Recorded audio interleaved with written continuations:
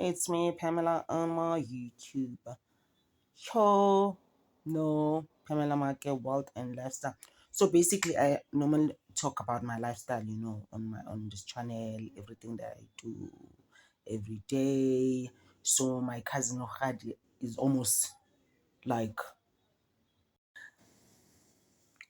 every day I see her.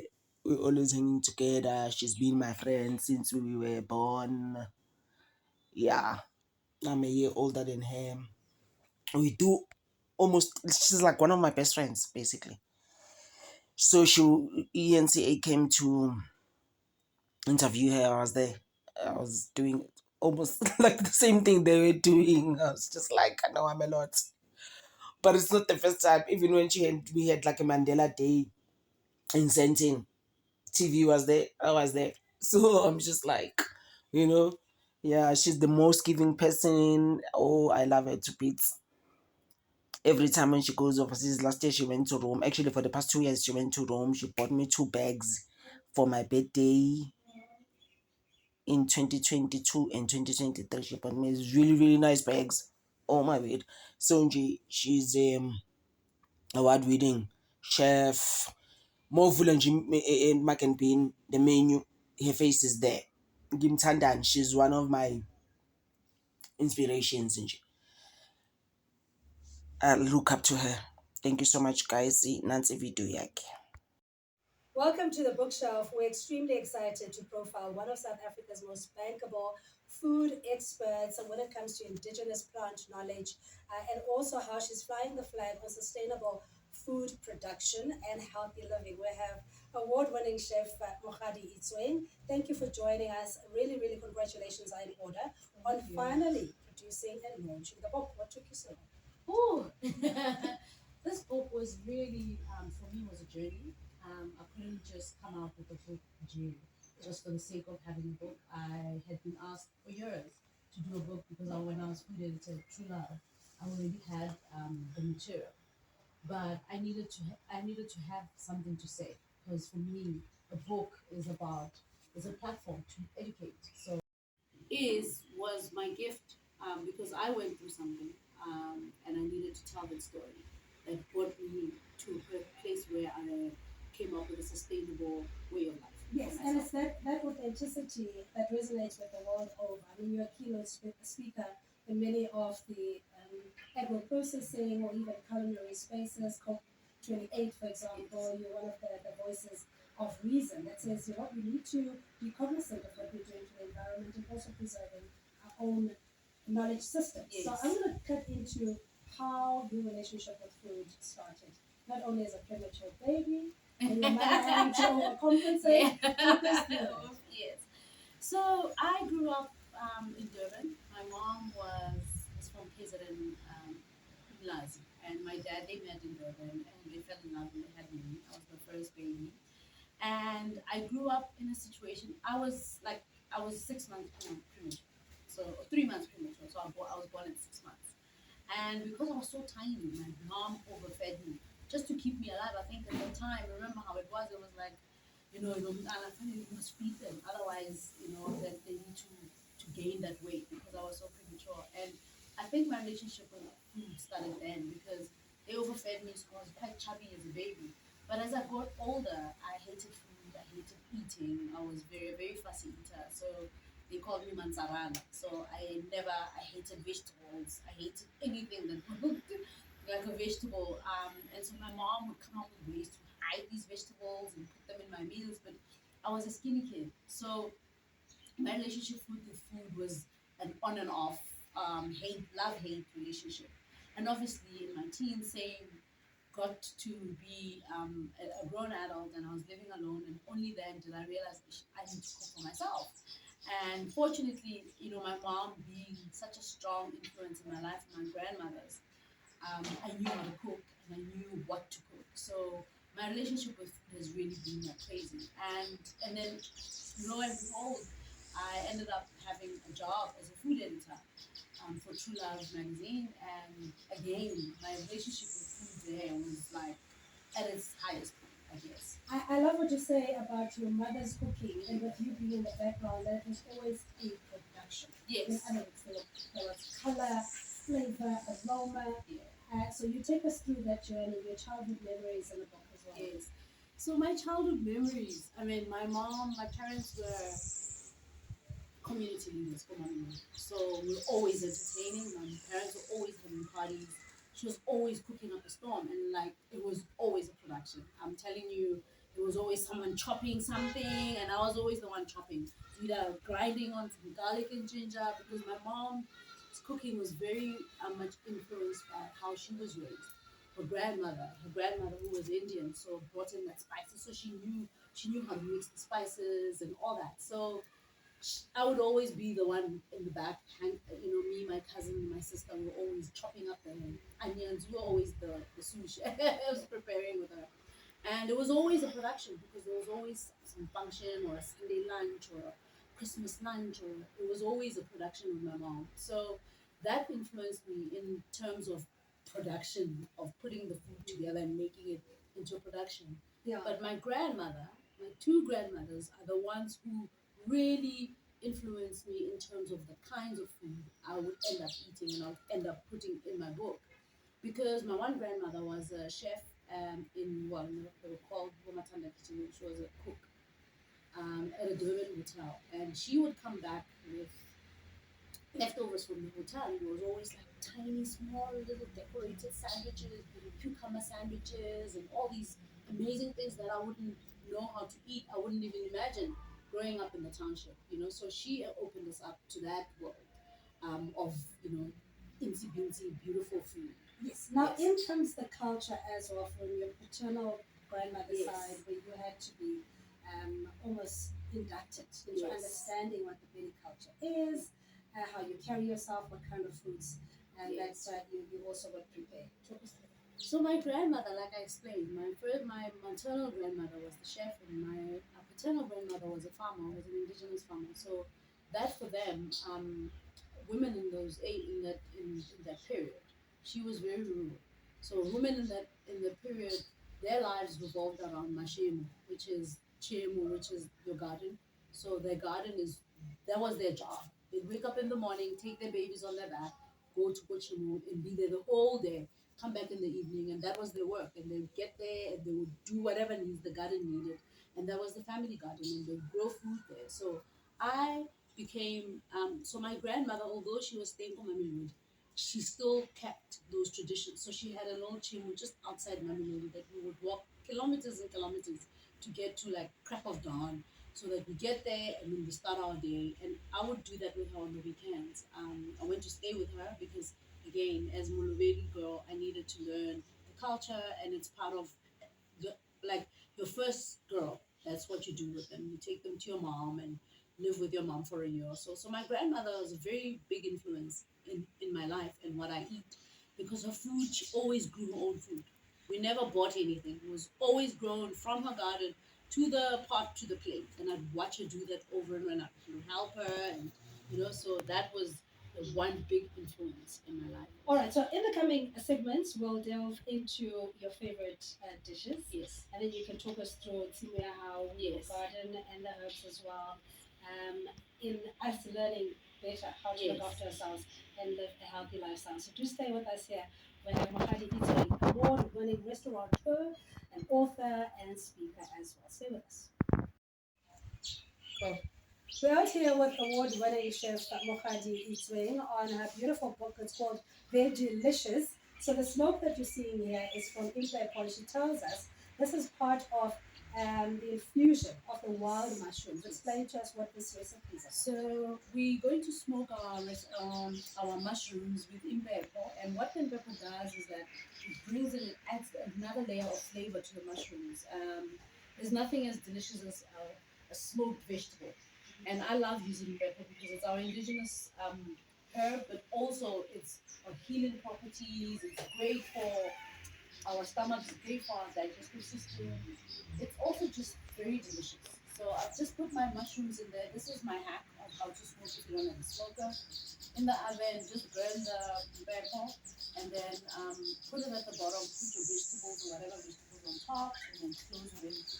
to Yeah, smell. and for those who are not who are novices in this natural herbs, Yes. Impepo is like a wild sage. Impepo is wild sage, which is this one.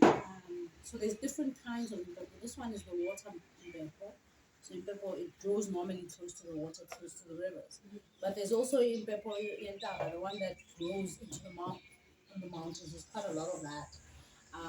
All of them are peppers. You can use them for smoking. You can drink them. You can Smoky vegetables. smoking vegetables, smoking meats. You can also, if you like smoked chicken or smoked, you can use that instead of the wood chips that people would normally use. So I use pepper because obviously it's ours. It's our indigenous crop here. It grows, but it's also got a spiritual. We've got a spiritual connection to it. As Africans, we use it in prayer.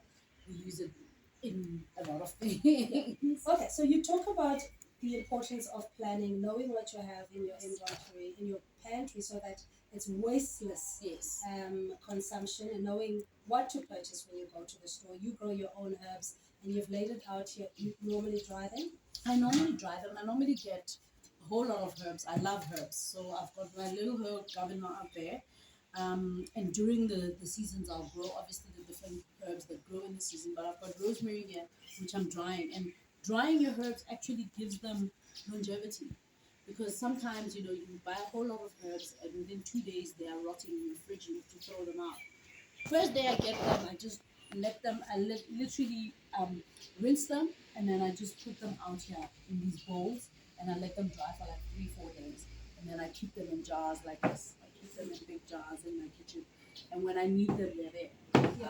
All throughout the year. But I mean, if you're not a professional chef who's featured on international franchises like the Master Chef, you've been with the Chef Manifesto, you're quite an authority in the space. For some of us, you may not even know the difference between which herb goes with what particular dish. Where do you start? Start with your favorite herbs. Start with your favorite herbs. I believe that when it comes to flavor, you decide what goes. I mean, I normally my favorite herbs are basil. Well, I love a lot of herbs, but for flavor, I always mash three herbs. So basil, mint, and coriander. So mint is sharp, sharp, sharp, sharp. Basil has got a nice roundness about it, and coriander is also another sharp, flavorful. So it's the three different flavors, and I'll also maybe sometimes add parsley in there. And those 3 4 herbs for me always work in whatever dish. If I'm making a curry, if I chop all those three up together or four up, they'll bring out the curry flavor. If I'm making a stew, I chop those, they'll bring out the stew flavor. So obviously maybe I'd leave out the coriander because the coriander works very well with spicy dishes. So I would do maybe mint, basil, and parsley. Mint and parsley together, amazing. So for me, it's what herbs do you like? And try and see if we can blend them together. And you don't have to have one herb for this dish and one herb. Literally, for me, it always goes with what I'm making. But Vigilicious makes it easy because you've got the Yes. recipes that Yes. says, if Exactly. you're going to have a pre-breakfast tea, for example, what you call Imbiza. imbiza, Yes. it's not that imbiza layer, that is quite awful to the taste buds. Yes. But this one is Yes. quite. Yes, well, the Imbiza, I came up with Imbiza during COVID when everyone was sick, and my family, we were like, we're not getting sick. We're gonna go ahead of this COVID thing, and we're gonna drink this Imbiza every day to ward off the cold and to ward off whatever is out there. So our immune system, just to strengthen your immune system. So my Imbiza has got moringa in it. It's got lemon. It's got turmeric. It's got garlic. I know people have garlic in the tea, but I promise you it works and you don't even taste it. Garlic is got ginger, lemon, all sorts of, all those herbs really, really work to heal your immune system. Yeah. But sometimes the lifestyle diseases that people are on chronic medication for is something that you can either reverse or even prevent. I know you had Yes. hypertension at some point in your life where Yes. you decided to go vegan or vegetarian. Yes. For me, going vegan wasn't a choice. My body chose it for me. Vegan, vegetarian. I went vegan, vegetarian. Vegan didn't work out for me But you still crave. I still crave the meat, and that's the truth of it. And I know a lot of vegans and vegetarians don't talk about it because it's like no, stay away from the meat. But your body craves it, and your body wants it. And for me, I had to go through. It was such a spiritual thing for me because was like, why I'm doing everything right, I'm eating vegetables, but my body still wants this thing. And it is what it is. It's in our blood. They say kazini, they say, So I found a way to just eat what, if your body craves meat, eat that meat and move on and continue with your plant-based life. Even if it means having a little piece of meat, the rest of your plate is vegetables. And that's my advocacy, is like, eat the vegetables, eat the plants. Don't put yourself in a box and say, I'm a vegetarian, I'm a vegan, I'm a whatever, because along the line, as a vegan, you crave that meat, and when you eat it now, you feel like you did the most horrible thing ever. When it's like your body's calling out for this thing. All right, and even when you're vegetarian or vegan, there's tasty dishes that you can make. It doesn't have to be bland, Exactly. or tasteless. Exactly, and that's what the book is about. So I take you through, I guide you through what you need in your kitchen to make that vegetarian, vegan, plant-based lifestyle easy for you. So I make sauces. There's sauces in there. There's red pepper sauces. I always have sauces in my. I have this green goddess one, which uses herbs that I have available at the time, and then I'll add like some sesame seeds or sunflower seeds in there to to make it creamy, and it goes with a lot of things. You can have it with your vegetables, with your grilled vegetables. You can have it as a salad dressing. You can have it as a sauce with whatever vegetable. So whatever I make, even the sauces that I make, I keep them in the fridge and they last me a long time. But I also use them in everything. So I have pickled onions, which I make. Also, the recipes are in there. Spice mixes that you can make, also in there. Basic mixes that will take you for every dish that you make. Salt, a seasoning salt that you can use, that using dried herbs and salt and pepper, something as simple as that. But you can make it yourself and keep it. I'm salivating already. I mean, we can't wait to eat. And this is coming up in the next segment, where award-winning chef Mokgadi Itsweng is going to talk us through one of her recipes when she wants to show off. You know what I mean? We'll be back after this. Please could I have audio as well, Joe? Mokgadi, if you don't mind, just talk us through the meal while you edit. Yeah. The natural flow. Yeah. So this Morocco is from the garden. It's the pumpkin leaves from the garden. So we're trying to use everything from the garden. And these are mushrooms that we smoked earlier, and we just grill them on the grill pan with some paprika and salt. And this is like our meat. Bringing the meaty flavor into our bowl.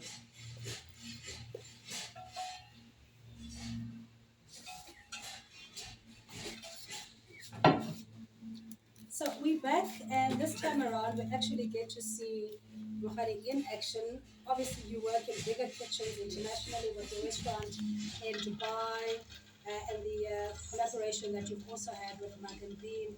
This looks absolutely amazing. I mean, it just delights the eye. The aroma is amazing. You literally feel like you are in a gourmet restaurant. Yeah. And all of this is from your kitchen. Yes, all this is from my kitchen, and as you can see, this is The staple is not even originally from it's not ours. It's not ours. It's not our indigenous food, and we eventually, I mean, we love it because we love mini meal because we've grown up with it, but we don't know what happened before. So sorghum is literally out of our food system, but it's one of ours that grows indigenously here. So it's good for the planet. It doesn't need water, which is why it was the year of the millet last year, and they were pushing for us to grow, for farmers to grow, us to eat, so that that cycle is continuous. We bring back the millets, and purely because they're climate smart. They're climate smart grains that don't require water. They grow in drought, in harsh conditions. They grow, so they work with Mother Earth. So this plate basically, it's just a sustainable plate showing you the food that you can have, that you can make, that are purely vegetarian or vegan, without feeling like there's no flavor here. So what I have here is butternut, which is also from my garden. So on this plate I've got butternut and the leaves. So I eat everything. I don't throw anything away. I don't throw away the butternut leaves. I actually use them as Morocco because my grandmother, that's how she cooked. My grandmother, who was the farmer, who was the Nanale Chimu, and that's how we made. We ate everything, including the seeds. Like she grows the seeds and would eat that. Here we've got beetroot, which is another one that we love. It's South Africans, we love our beetroot. And what I do is that I pickle the beetroot. Obviously, when it's in season, I grow a lot of it, and then I take some of it, I make into chutneys, into relishes, some I pickle, some I make into sauces. So this is our chutney or relish that we use, and this lasts you for years. It stays as long as it's not opened. It stays in the cupboard, and you can once it's open, you put it in the fridge. One of the recipes I also picked up, Mokgadi, is where you take the potato pumpkin peels. Yes. And you add that to a Yes. milli meal and you turn it into another. Yes, and you turn it into isjini. It's called isjini, which is the pumpkin pie. That is another one that I grew up eating. So my grandmother, like, she'd come up with all sorts of dishes with just one ingredient, you know. So which is why even in the book I have like five dishes out of pumpkin, because pumpkin is one of the most wasted food. So I do like pumpkin chips with the skin. I do isjini with the, and I also make pumpkin fritters with the skin, and then with the flesh, can roast it. I toast the seeds. I use the seeds. I make the morocco with the leaves. So like different ways with the actual pumpkin plant.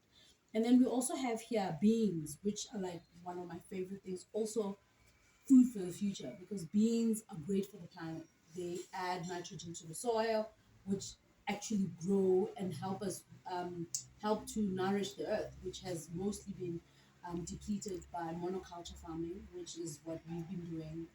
Big agricultural farmers mostly plant monoculture crops, which is like potatoes every year, and that depletes the soil. Okay, so I want to talk about very quickly about sustainability, wasteless consumption, and also the protection to the environment in our own spaces. What it is that we need to be conscious about, Yes. in what we put into our bodies. So for us, you know, which is my whole thing, even at COP28, was, you know, big. Everybody talks about sustainability as something that's outside of us as regular everyday people. So what does that mean to you? We hear sustainability, this, sustainability, that, but we can't really put it into our everyday lives. What does that look like? For me, this is what it looks like. It looks like growing your own food at home. Anything you can grow, pumpkins, you can anything that you're growing at home. It means you're cutting off that chain of not knowing where your food comes from, number one, but also of being food insecure. So if you can grow your own food, you can have food at home. You don't have to have money to have food. Do you understand? So that already, growing your own food already brings you in a space where you're sustainable for yourself. You can sustain yourself. And that's what sustainability is about. So sustaining yourself, but also sustaining the earth. So secondly, grow your own food, eat local and seasonal food. So local food means it's accessible, it's easy to get to. It's because it didn't fly in from Norway or from wherever, from Egypt. It comes from your farmer who's literally in Pretoria or in Brakpan or in Mokgadi. Do you know what I'm saying? It's around you. So we eat local, we eat seasonal, we eat what's available. So if you eat what's available, it's obviously going to be cheaper. So again, that's a sustainable food system. Yes. So, but if you just want a family meal very quick, especially with load shedding, Yes. people don't have time or the resources to prepare, there is the breakfast in bread. Yes, yes, Quite catchy as yes, well. yes.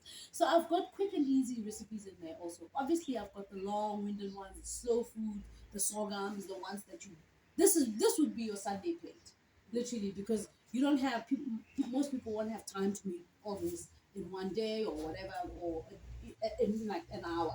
But I've got like some easy. So breakfast and bread is literally a sauce that's in there, mushrooms or tomatoes. I think there's beans also in there, and then you also add an egg on top and you grill it like you would a shakshuka, but inside bread, and that's your meal. You know, the whole thing. You can serve it in small rolls. You can serve it in a big bowl for the family, and a big bread for the family. So, I'm ready to eat. yes. I'm ready to eat. And just very quickly, for those who are traveling to Dubai, where do they locate your restaurant? So my restaurant is at Dubai Expo City, and it's at Al Kublan Food Hall, African Food Hall. So yeah, we can go there. It's called Locha Green Kitchen, and we serve delicious vegan and vegetarian meals there, South African flavor, and the seven colors is there. It's flying off the shelves. And again, we're teaching people about sustainability, but also about eating local food that is available in Dubai. Also, again, we've got a pumpkin dish there that everybody loves, pumpkin dumplings. Also have dumpling recipe in here, which is We love you, and I wish we had more time. But obviously, we're just saying very delicious. This is the book. that you want to get for yourself. It's vegetarian dishes like you've never experienced them before, international influences, flavors, but still authentically South African. So thank you so much, Chef Mokgadi, for having us. It's really been such a splendid and delicious day to spend with you. Thank you for Thank having you. us. Thank you so much for having me. The house, the beets, some beets, some indanga, some spring onion here. Yeah, and some more spring onions, some indanga, umrojo, indanga, and some basil. Some basil, can you say it? Oh, it says the sun is a lot. Some more indanga in it.